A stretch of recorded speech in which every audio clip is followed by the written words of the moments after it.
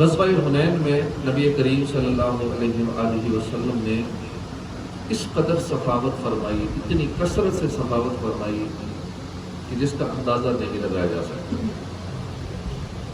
آپ صلی اللہ علیہ وآلہ وسلم نے دیہات میں رہنے والے بہت سو کو 100 اونٹ عطا فرما دیے۔ حضرت صفوان بن امیہ نے اسلام لانے سے پہلے غزوہ حنین کے موقع پر بکریوں کا سوال کیا، جن سے 2 پہاڑوں کا درمیانی جنگل بھرا ہوا تھا۔ آپ صلی اللہ علیہ وسلم نے وہ ساری بکریاں اس کو عطا کر دی۔ انہوں نے اپنی قوم میں جا کر کہا، اے میری قوم، تم اسلام لے آؤ۔ اللہ پاک کی قسم، محمد صلی اللہ علیہ وسلم ایسی سخاوت فرماتے ہیں کہ پھر محتاجی کا خوف ہی نہیں رہتا۔ حضرت سعید بن مسیب رضی اللہ عنہ روایت کرتے ہیں، حضرت صفوان بن امیہ نے کہا کہ رسول اللہ صلی اللہ علیہ وسلم حنین کے دن مجھے مال عطا فرمانے لگے، حالانکہ آپ میری نظروں میں سب سے زیادہ ناپسندیدہ تھے، بس آپ صلی اللہ علیہ وسلم مجھے عطا فرماتے رہے یہاں تک کہ میری نظر میں سب سے محبوب ترین ہو گئے۔ علماء کرام فرماتے ہیں کہ حضور صلی اللہ علیہ وسلم کی اس ایک دن کی عطا سخی بادشاہوں کی عمر بھر کی سخاوت اور بخشش سے ظاہر ہوئی۔ جنگل بکریوں سے بھرے ہوئے ہیں، حضور عطا فرما رہے ہیں۔ مانگنے والے ہجوم کرتے چلے آتے ہیں، حضور پیچھے ہٹتے جاتے ہیں، یہاں تک کہ جب سب اموال تقسیم ہو لیے، ایک دیہاتی نے چادر مبارک بدن اقدس پر سے کھینچ لی، اتنی زور سے کھینچی کہ حضور کے مبارک کندھے اور کمر شریف پر اس کھینچنے کا نشان پڑ گیا۔ اس پر صرف اتنا فرمایا، اے لوگوں جلدی نہ کرو، اللہ تم مجھے کسی وقت بخیل نہ ہو۔ اسی طرح حضرت سہل بن سعد بیان کرتے ہیں کہ ایک عورت ایک چادر لے کر آئی، اس نے عرض کی، یا رسول اللہ میں نے اپنے ہاتھوں سے بنی ہے، میں آپ کے لیے تحفہ لایا۔ آپ نے اس سے وہ چادر لے لی۔ پھر آپ صلی اللہ علیہ وسلم ہماری طرف نکلے اور اسی چادر کو بطور تہمت باندھے ہوئے تھے۔ ایک صحابی نے دیکھا تو عرض کی کہ کتنی اچھی چادر ہے، آپ مجھے پہنا دیجیے۔ آپ نے فرمایا ہاں۔ کچھ دیر کے بعد مجلس سے اٹھ گئے، پھر واپس آئے، وہی چادر لپیٹ کے ان کو دے دی۔ صحابہ نے اس سے کہا کہ تم نے اچھا نہیں کیا، حالانکہ تمہیں معلوم ہے کہ آپ صلی اللہ علیہ وسلم کسی سائل کو خالی نہیں لوٹاتے۔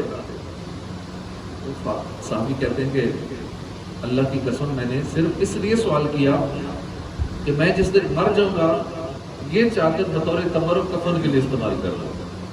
یہ چادر حضور سے ٹچ ہو گئی ہے، اب یہ میرے لیے متبرک ہو گئی، میں قبر میں ساتھ لے کے جاؤں گا۔ حضرت سہل بن سعد فرماتے کہ وہ چادر پھر ان کا کفن ہی بنی۔ منگتا کا ہاتھ اٹھتے ہی داتا کی دین تھی، دوری قبول و عرض میں بس ہاتھ بھر کی ہے، لب واہ ہے آنکھیں بند ہیں، پھیلی ہے جولیاں، کتنے مزے کی بھی تیرے پاک در کی ہے۔ دیکھا آپ نے کہ ہمارے پیارے آقا 2 جہانوں کے سردار ہیں، اللہ نے آپ کو مالک و مختار بنایا، اللہ نے اپنے خزانوں کی چابیاں آپ صلی اللہ علیہ وسلم کے سپرد کر دی، مگر اپنے پاس بچا کر کچھ بھی نہیں رکھتے، سب تقسیم فرما دیں۔ حیات ظاہری کی طرح وصال ظاہری کے بعد بھی، یعنی اب بھی دنیا سے پردہ فرما گئے ہیں، اب بھی عطا فرماتے ہیں، اتنا دیتے ہیں کہ ضرورت نہیں پڑتی کسی اور سے مانگنے کی۔ امت کے پریشان حالوں پر عطاؤں کی بارش فرماتے ہیں۔ اگر کسی ذہن میں یہ وسوسہ آئے نا کہ حضور تو اس دنیا سے پردہ فرما گئے ہیں، تو اب کیسے سائلوں کی داد رسی کرتے ہیں، اب کیسے مدد کرتے ہیں، تو یاد رکھیے اللہ کے نبی اپنے مزارات میں حیات ہیں۔ سرکار اعلیٰ حضرت فرماتے ہیں رسول اللہ صلی اللہ علیہ وسلم اور تمام انبیاء کرام حیات ہیں، حیات حقیقی، دنیاوی، روحانی اور جسمانی سے زندہ ہے۔ اپنے مزارات طیبہ میں نمازیں پڑھتے ہیں، حالانکہ کتنے گستاخ ایسے ہیں جو بھی باتیں کرتے ہیں۔ کل بھی بزرگ فرما رہے تھے کہ وہاں رہ کے آئے نا عرب شریف میں کافی عرصہ گزارا، تو بعض گستاخ تو کھل کے گستاخی نہیں کرتے، خالی بندوں کو ساتھ ملاتے رہتے ہیں، جب پکا کر لیتے ہیں اس کے بعد یہ گستاخانہ باتیں سکھاتے ہیں۔ کئی ایسے ہوتے ہیں جو جن علاقوں میں زیادہ بد مذہبی پھیلی ہوئی ہے اور وہ پھر کھل کے گستاخیاں کرتے ہیں۔ بزرگ بتا رہے تھے کہ وہ مجھے کہتا ہے تم کیوں جاتے ہو حضور کے روزے پہ؟ معاذ اللہ ایسے ایسے الفاظ استعمال کرتے ہیں، بول بھی نہیں سکتا بندہ، مر کے مٹی ہو گئے، اس سے اچھا میں ہوں، اپنے آپ کو بہتر کہہ رہا ہوں، میں اس سے بہتر ہوں۔ لیکن اس طرح کے الفاظ ان بزرگوں نے خود اپنے کانوں سے سنے، تو ایسے ایسے گستاخ ہیں، تو پھر بھی ہم لوگ ان گستاخوں کے پاس جاتے ہیں، ان کے پیچھے نمازیں پڑھتے ہیں، ان کی درس سنتے ہیں، ان کی تقریریں سنتے ہیں، اور یہ اپنے وہ گستاخانہ عبارتیں، گستاخانہ عقائد شروع میں اتنا کھل کے ظاہر نہیں کرتے، بعد میں جب پکا بندہ ان کا ہو جاتا ہے اس کے بعد پھر یہ ساری باتیں انجیکٹ کرتے ہیں، عقیدہ خراب کرتے ہیں، ایمان برباد کرتے ہیں۔ تو تمام انبیاء کرام زندہ ہے، جو مردہ کہے تجھ کو وہ مردہ ہے واللہ، تو زندہ ہے واللہ، تو زندہ ہے واللہ، میری چشم عالم سے چھپ جانے والے۔ جو کہے انبیاء کرام یا معاذ اللہ اولیاء کرام کی مزاروں پہ کیوں جاتے ہو، مر کے مٹی ہو گئے، مر گئے ہیں، کچھ نہیں دے سکتے، تو ایسے لوگ گمراہ ہیں، بد عقیدہ ہیں، بد مذہب ہے، ایمان برباد کرنے والے ہیں، ایسوں کی صحبت سے بچ کے رہیں۔ ان کا خالی یہ عقیدہ خراب نہیں ہوتا، ان کے اور ہی بہت سارے عقیدے خراب ہوتے ہیں۔ یہ اللہ کے ولیوں پہ خالی اٹیک نہیں کرتے، نبیوں پہ بھی اٹیک کرتے ہیں، اللہ کے محبوب صلی اللہ علیہ وسلم کی ذات پہ بھی اٹیک کرتے ہیں، اور اس طرح کے گستاخانہ عقائد رکھتے ہیں۔ تو سرکار صلی اللہ علیہ وسلم اور تمام انبیاء کرام زندہ ہیں۔ تو زندہ ہے واللہ، تو زندہ ہے واللہ، میری چشم عالم سے چھپ جانے والا۔ تو اپنے مزارات میں جسمانی طور پر زندہ ہے، نمازیں پڑھتے ہیں، روزی دیے جاتے ہیں، جہاں چاہیں تشریف لے جاتے ہیں، زمین و آسمان کی سلطنت میں تصرف فرماتے ہیں۔ رسول اللہ صلی اللہ علیہ وسلم فرماتے ہیں حضرات انبیاء اپنے مزارات میں زندہ ہیں اور نماز ادا فرماتے ہیں، جبکہ ایک اور حدیث پاک ہے کہ بے شک اللہ نے زمین پر انبیاء کرام کے جسموں کو کھانا حرام فرما دیا۔ اللہ کے نبی زندہ ہیں اور ان کو روزی بھی دی جاتی ہے۔ علامہ جلال الدین سیوطی فرماتے ہیں حضرات انبیاء کرام کے لیے مزارات سے باہر جانے اور آسمانوں اور زمین میں تصرف کرنے کی اجازت ہوتی ہے۔ بیان کردہ احادیث طیبہ اور علماء کرام کی تصریحات سے معلوم ہوا کہ ہمارے پیارے آقا صلی اللہ علیہ وسلم اور دیگر تمام انبیاء علیہ السلام اپنے اپنے مزارات میں نہ صرف حیات ہیں بلکہ انہیں رزق بھی دیا جاتا ہے، جہاں بھر میں جس جگہ چاہیں تشریف لے جاتے ہیں، زمین و آسمان کی سلطنت میں تصرف بھی فرماتے ہیں۔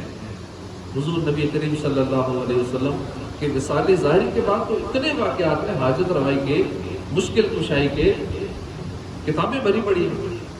سیدنا شیخ احمد بن نفیس فرماتے ہیں کہ میں ایک بار مدینہ منورہ میں سخت بھوک کے عالم میں حضور کے روضہ انور پہ حاضر ہوا، عرض کی یا رسول اللہ میں بھوکا ہوں۔ وہ تو در ایسا نہ کہ وہاں دل میں سوچے نا یا رسول اللہ یہ مسئلہ ہے، مسئلہ حل ہو جاتا ہے، خود تجربہ کر کے دیکھا ہے۔ مدینہ شریف میں جتنے دن بھی گزرے ہیں دل میں خالی عرض کی آقا نے پوری کر دی، دل کے حالات سے باخبر ہوتے ہیں سرکار۔ کہتے میں نے عرض کی یا رسول اللہ بھوک لگی، یک آنکھ لگ گئی، اسی دوران کسی نے جگا دیا، کہا چلو میرے ساتھ چلو۔ چنانچہ میں ان کے ساتھ ان کے گھر آیا، میزبان نے کھجوریں گھی گندم کی روٹی پیش کر کے کہا پیٹ بھر کر کھا لیجیے، کیونکہ مجھے میرے جد امجد مکی مدنی محمد صلی اللہ علیہ وسلم نے آپ کی میزبانی کا حکم دیا، آئندہ کبھی بھی بھوک لگے آپ میرے پاس تشریف لے آئے۔ بے مانگے دینے والے کی نعمت میں غرق ہے، مانگے سے جو ملے کسے فہم کس قدر کی ہے۔ سیدنا احمد بن محمد صوفی فرماتے ہیں کہ میں 3 مہینوں تک جنگلوں میں پھرتا رہا، یہاں تک کہ میری سب کھال گل گئی۔ بالآخر میں مدینہ منورہ میں حاضر ہوا، میں نے سرور کونین صلی اللہ علیہ وسلم کی بارگاہ میں سلام عرض کیا، میں سو گیا۔ خواب میں جناب رسالت مآب صلی اللہ علیہ وآلہ وسلم کی زیارت سے شرف یاب ہوا۔ آپ فرما رہے تھے احمد تو آ گیا، دیکھ تیرا کیا حال ہو گیا۔ میں نے عرض کیا یا رسول اللہ میں بھوکا ہوں، میں آپ کا مہمان ہوں۔ سرکار دو جہان صلی اللہ علیہ وسلم نے فرمایا ہاتھ کھول۔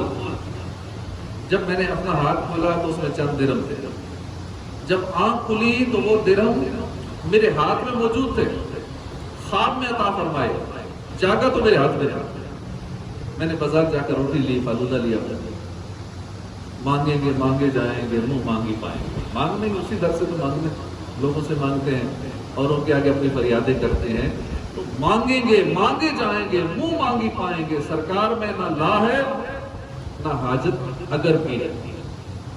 علامہ عبد الرحمن بن علی ابن جوزی اپنی کتاب عیون الحکایات میں تحریر کرتے ہیں کہ ایک پرہیزگار شخص کا بیان ہے کہ میں مسلسل 3 سال سے حج کی دعا کر رہا تھا، میری حسرت پوری نہ ہوئی۔ چوتھے سال حج کا موسم بہار تھا اور دل آرزوئے حرم میں بے قرار تھا۔ اب بھی حج کی درخواستیں جمع ہو رہی ہیں، موقع ہے، آقا کی بارگاہ میں عرض کر لیں، منظوری ہو گئی، آپ کا ابھی کام ہو جائے گا، اسی سال حج نصیب ہو جائے گا۔ ہمارے کچھ نمازیوں نے بتایا کر لی کہ وہ ہماری قبول ہو گئی، اور اس طرح تھوڑا سا ویسے چانس زیادہ ہے، لیکن جب ادھر سے بلاوا ہے تو چانس نہ ملے تو ہو جاتا ہے۔ لیکن اب اس سال پتہ نہیں لوگ مہنگائی کی وجہ سے یا پتہ نہیں کیا معاملہ ہے، اپلیکیشنز بہت کم ہیں، ویکنسیاں زیادہ ہیں، گنجائش زیادہ ہے، اپلائی کرنے والے کم ہیں، واللہ عالم کیا معاملہ ہے۔ بہرحال نہ بھی ویکنسیاں ہوں، جب آقا بلاتے ہیں تو سارے انتظامات ہو جاتے ہیں۔ ان دنوں میں چونکہ سلسلہ چل رہا ہے تو اپنی تڑپ کو تیز کر دیتی ہے، آقا کی بارگاہ میں ریکویسٹ ذرا زیادہ کر دیتی ہے۔ تو کہتے ہیں کہ بڑی دل میں تڑپ تھی حج نصیب ہو جائے۔ ایک رات جب میں سویا، میری سوئی ہوئی قسمت انگڑائی لے کر جا رہی، الحمدللہ خواب میں آ کر کی زیارت کی۔ آپ نے فرمایا کہ تم اس سال حج کے لیے چلے جانا، حضور فرما دے چلے جانا، سارا کام ہو جاتا۔ میری آنکھ کھلی، دل خوشی سے جھوم رہا، سرکار مدینہ راحت قلب و سینہ صلی اللہ علیہ وسلم کی میٹھی میٹھی آواز کانوں میں رس گھول رہی تھی، تم اس سال حج کے لیے چلے جانا۔ بارگاہ نبوت سے حج کی اجازت مل چکی تھی، بہت شادوں پر تھا۔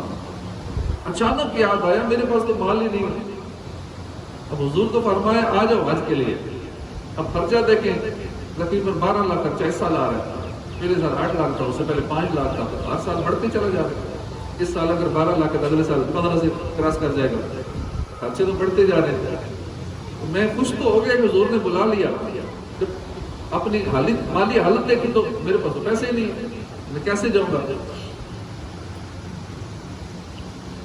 پھر پریشان ہو گیا کہ مال کے بغیر کیسے جائیں گے، غمگین ہو گیا۔ دوسری شب محبوب رب شہنشاہ عرب صلی اللہ علیہ وسلم کی خواب میں پھر زیارت ہو، لیکن میں اپنی غربت کا ذکر نہیں کر سکتا۔ یا رسول اللہ پیسے نہیں ہیں، آپ تو کہہ رہے ہیں چلے جاؤ حج پہ، پیسے میں کیسے جاؤں گا؟ میں ذکر نہیں کر سکا۔ اسی طرح تیسری رات بھی خواب میں بارگاہ رسالت سے تو ہوا تم اس سال حج کو چلے جانا۔ میں نے سوچا کہ اگر مکی مدنی سرکار صلی اللہ علیہ وسلم چوتھی بار خواب میں آئے تو میں عرض کروں یا مطلب مال نہیں ہے، ٹکٹ کے پیسے نہیں، میں کیسے ہوں؟ آپ بار بار فرمانا چلے جانا، میں کیسے جاؤں؟ آہ پلے زر نہیں، رفتے سفر سرور نہیں، تم بلا لو، تم بلانے پر ہو قادر یا نہیں۔ چوتھی رات سرور کائنات صلی اللہ علیہ وسلم نے میرے خواب غریب خانے میں جلوہ گری فرمائی اور ارشاد فرمایا تم اس سال حج کو چلے جانا۔ میں نے دست بستہ عرض کی یا رسول اللہ پیسے نہیں ہیں، اخراجات ہی نہیں، کیسے جاؤں؟ ارشاد فرمایا تم اپنے مکان میں فلاں جگہ کھودو، وہاں تمہارے دادا کی زیرہ موجود ہے۔ بس اتنا کہہ کے حضور تشریف لے گئے۔ صبح جب میری آنکھ کھلی میں بہت خوش تھا، نماز فجر کے بعد آپ کی بتائی ہوئی جگہ کھودی تو وہاں واقعی ایک قیمتی زیرہ موجود ہے، بالکل صاف ستھری، گویا اسے کسی نے استعمال ہی نہ کیا۔ میں نے اسے 4000 دینار میں بیچا اور اللہ کا شکر ادا کیا، الحمدللہ شہنشاہ رسالت صلی اللہ علیہ وسلم کی نظر عنایت سے خود ہی حج کے اسباب بنا، جب بلایا آقا نے خود ہی انتظام ہوا۔ ہمارے پیارے دین اسلام نے ہمیں مسلمانوں کی خیر خواہی، حسن سلوک، غریبوں کی مدد، یتیموں کی کفالت کرنے کا درس دیا ہے۔ اسی وجہ سے ہر سال صاحب نصاب افراد پر چند شرائط پائی جانے کی صورت میں زکوٰۃ کو فرض فرمایا گیا۔ نفلی صدقات کے فضائل بیان فرما کر لوگوں کو سخاوت کا درس دیا اور بخل کی مذمت بیان فرمائی۔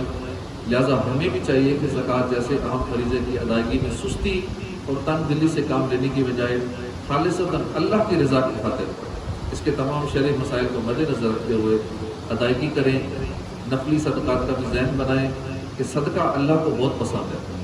آفتوں اور بلاؤں کو ٹالنے کے ساتھ ساتھ غریبوں مسکینوں کی بہت سی ضروریات پوری ہونے کا سبب ہے. سخاوت جنت کے درختوں میں سے ایک درخت ہے جس کی ٹہنیاں زمین کی طرف جھکی ہوئی ہیں. جو بندہ بھی ان ٹہنیوں کو، سخاوت کی ٹہنیوں کو پکڑ لیتا ہے وہ جنت میں پہنچ جاتا ہے. سخی کی غلطی سے درگزر کرو، کیونکہ جب بھی وہ لغزش کرتا ہے اللہ اس کا ہاتھ پکڑ لیتا ہے. یعنی اللہ پاک اس کا مددگار ہوتا ہے اور اسے ہلاکت میں پڑنے سے خلاصی عطا فرماتا ہے. الجنت دار الاسقیاء، جنت سخیوں کا گھر ہے. سخی اللہ سے قریب ہے، جنت سے قریب ہے، لوگوں سے قریب ہے، جہنم سے دور ہے. اور کنجوس اللہ پاک سے دور ہے، جنت سے دور ہے، لوگوں سے دور ہے، آگ کے قریب ہے. اور جاہل سخی اللہ کے نزدیک بخیل عالم سے بہتر ہے.